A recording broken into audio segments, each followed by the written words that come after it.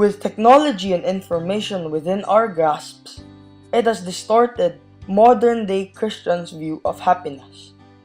They put too much emphasis on worldly riches as a measure of what makes us happy as opposed to Jesus' teachings on true happiness.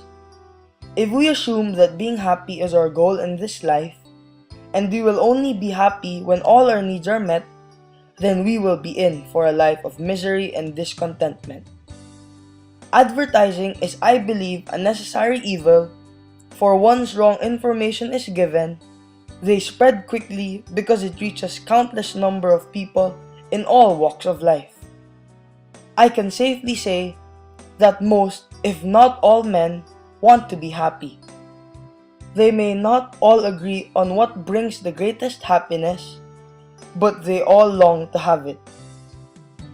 And this longing only becomes evil when we try to find happiness in ways that displease and dishonor God. Man is easily fooled into thinking that money and success could bring happiness, a temporary pleasure, never lasting happiness.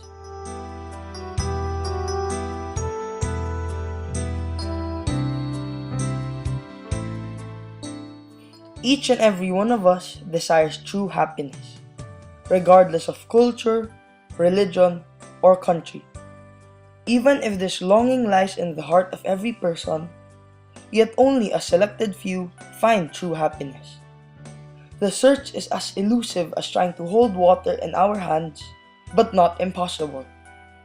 Only by following Jesus and listening to His words can we have a glimmer of hope that we may achieve true happiness and lasting peace and joy.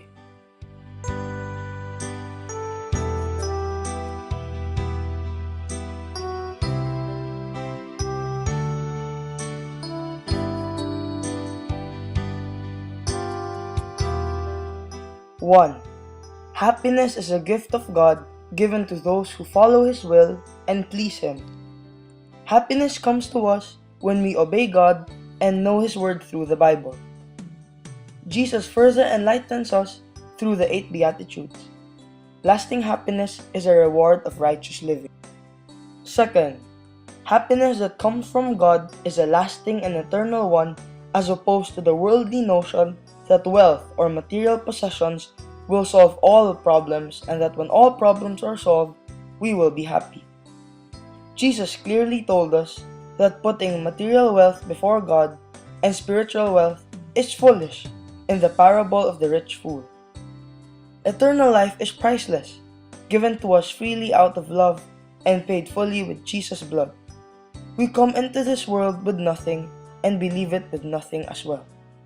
Third, Jesus taught us that to deny ourselves for Christ's sake will lead us to an abundant life with Him and the Father, a life full of joy. Trying to be number one or putting ourselves first will bear no fruit of happiness. We should share our blessings with others, especially the less fortunate ones.